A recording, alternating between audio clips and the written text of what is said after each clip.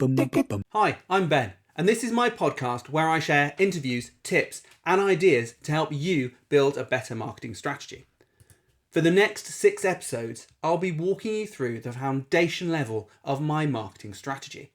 I'm going to give you ideas, advice, and guidelines in a simple, step-by-step process that will work for any startup or business new to marketing. The episodes cover planning, stats and analytics, website development, search engine optimization, social media, and business tasks that you need to do to give your marketing strategy a great foundation. If you want to jump ahead, everything I'm talking about is available now on ratherinventive.com/marketing-strategy. For now, here's part 1, and it's all about planning. Enjoy. Okay, so I'm going to take you through this blog post just bit by bit. I'm going to cherry pick some of the things that I think are relevant for you. But really, all of the tasks on here are pretty much things that I'd recommend to every single company. Some may apply, some may not apply. Certainly pick what you want to achieve and what you can do. But I'm just going to walk through the key things to me. I've just given a little table of contents at the top to allow you to return back to this page time again. So we've got little categories here for planning, analytics, website stuff, things to do with search optimization and content, social media, and then just general business stuff. And in this guide, you can jump to any particular one of those. You can keep returning back to this page. I will update it from time to time. If we add other tasks or find out maybe a little bit of extra advice I can put into here or additional tasks, I'll be adding them on, but it'll be your resource that you can keep jumping onto whenever you like. So let's start in the planning section. And the very first thing I've put at the top, which I'm not sure everyone does, and I put my hand up sometimes. I don't do this enough, and it's something I look to really try and do at least once a year, and that's to look forward about what I want to achieve in the next year, in the next 12 months. And the reason for this is that I found, and many people have said, is that if you start thinking about what you want to achieve personally, so I'm not talking about what your business is going to achieve, but what do you want? How do you want to work?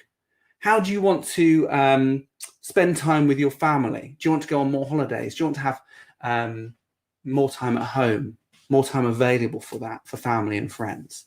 Maybe you've got some personal projects you want to spend time on. Think about those. Think of 3, 4, 5, whatever you want, but think of 3 things that you would like to do over the next 12 months personally. And there's a good quote from Tony Robbins here. Setting goals is the first step to turning the invisible into the visible. And that's why I think it's important to do, because until you think about what you want to achieve, it's really difficult to move in that direction. But once you say, I want to make sure I finish work every day at 5 o'clock. I don't want to work on the weekends. I just want to work on the jobs that I like and with the clients that I want to work on. And you might find that none of it's to do with money. There might be a certain element where you find, actually, I need a certain level of income. But most goals and objectives, you tend to find are to do with you and how you want to live.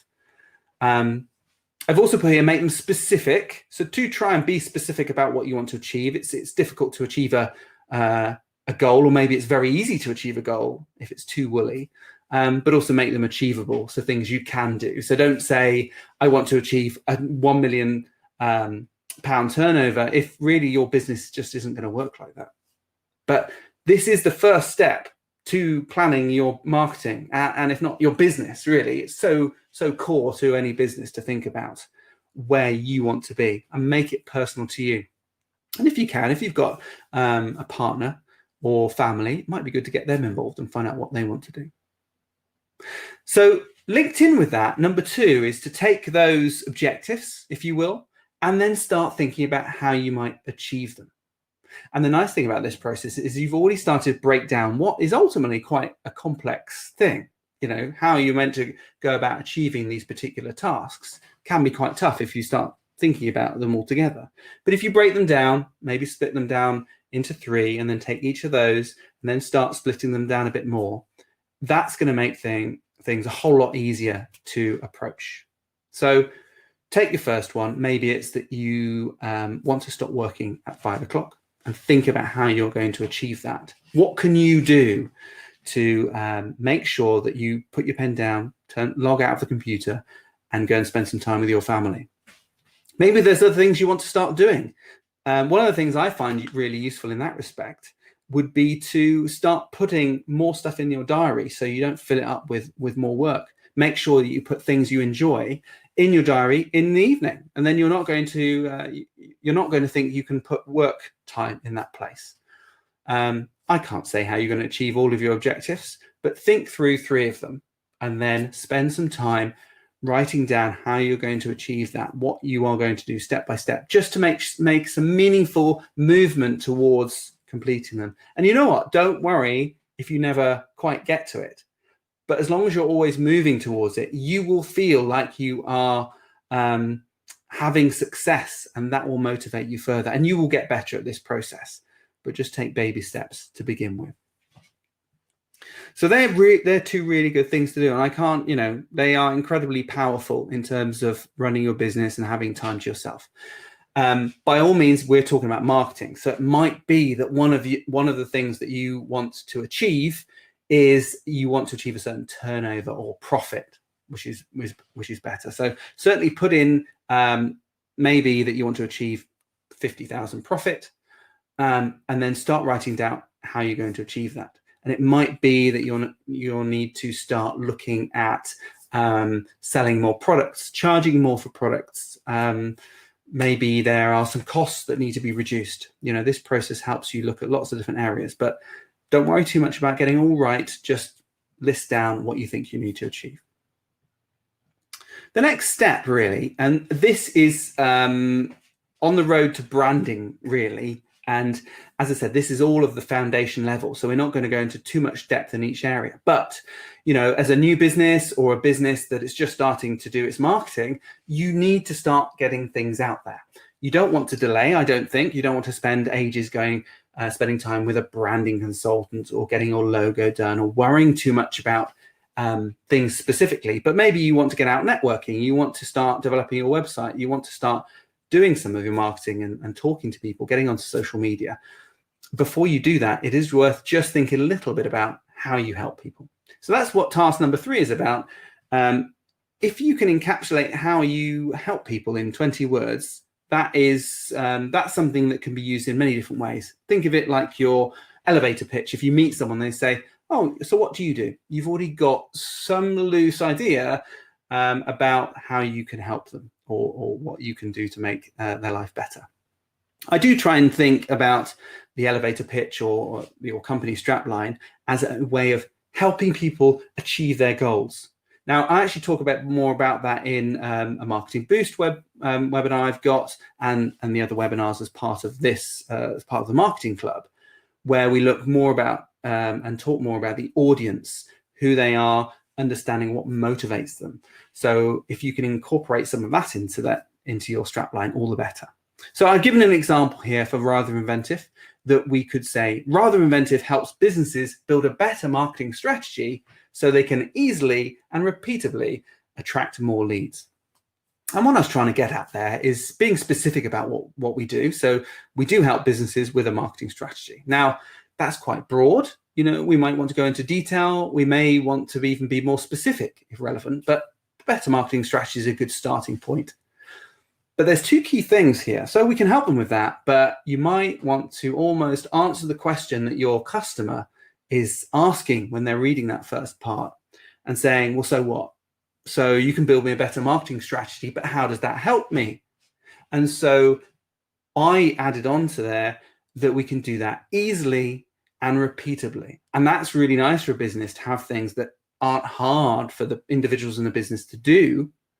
And there's something they can do repeatably and with confidence. And then ultimately it's to attract more leads. That might turn into lots of different things, but ultimately I hope that's going to be more business and more profit. So whatever your strapline is, whatever you're selling, just try and think about how you help people, what they will achieve by you helping them, what their end goals are, and then try and wrap that into some kind of strapline and statement that you could use to explain your business very succinctly to someone else. Okay, next, once you've done that, and this is where I go on in my webinars to talk more about your customer and delving deep into who they are. But something fun you can do to begin with, which is task number 4, is to describe them in 5 words. And I always use Alex, who's pictured here. Alex Kopok, he's one of my favorite clients. I love Alex and worked with him for a long time. He is an architect based in Hereford. And the reason I like Alex, and I use him as my example, is because he's a professional. He pays on time. I like working with him. And I think they are all important things. Certainly if you're in the relationship business or a business to business, that it's important that you like who you work with. And so I want to find more customers like Alex. So when I'm starting to think about my ideal customer and who I want to attract, I look at the people I already like working with, and Alex always springs to mind. So the key thing to do here is to think about the positive attributes that identify them, have a bit of fun if you can, and then just write that in 5 words. Now, I'll be honest, 5 words is an arbitrary number, but it's a small amount of words, so it forces you to focus on what matters to you. So I've put for Alex, he's a passionate professional Mac user, and he's 40 or roughly 40. Don't want to give away too much there. The reason I say use those words is Alex is a passionate professional. He's an architect, but he also loves what he does, which is key, I think. Certainly if I'm helping someone with their marketing, I want to find people who love what they do, who enjoy what they do, and I can use that to come across on their website, in videos, and in their emails. If I don't have that, it's really hard to do my job.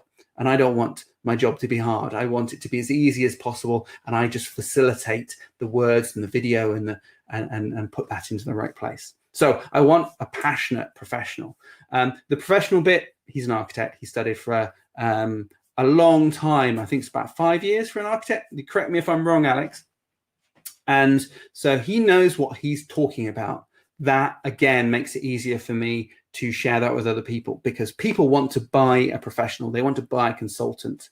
And so there's a lot of stuff we can do in the marketing realm to share his expertise to attract people who want to look for someone like that. Mac user, it's just because I use a Mac. So anything I recommend software-wise is going to work well for Alex. And so I look for other people who are Mac users too.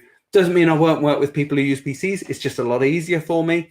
And Alex is around my age. I think when I wrote this, we were both around 40. I've aged a little bit, but essentially around that sort of age is what I'm looking for.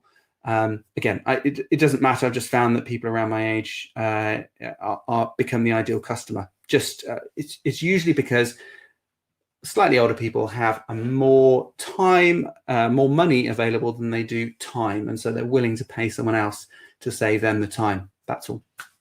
So that's all you need to do in this one, is just think about your ideal customer. If you're already an ongoing business, if you're a startup, just think about who you might like to work with. Just have a guess, and it's something you can refine on a regular basis.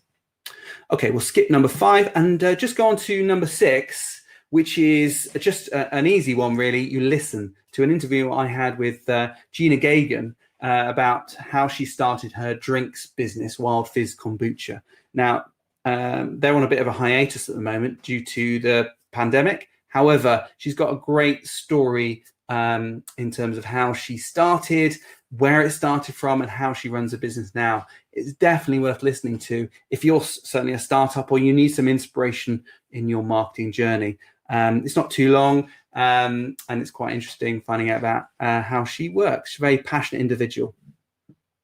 Number 7, always a good one. Sign up to my marketing club. It's completely free for most people, and you're going to get regular tips and advice on marketing. So that's an easy one to check off your list. Just click on that link and you can sign up.